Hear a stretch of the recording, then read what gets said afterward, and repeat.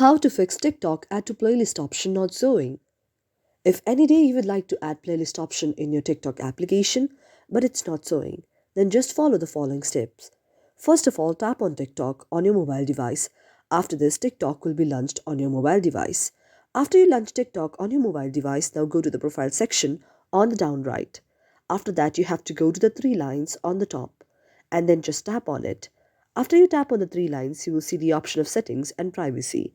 Just go to the option of settings and privacy. Now you have to keep in mind that in order to open the playlist option, you must have more than 1K followers in your TikTok.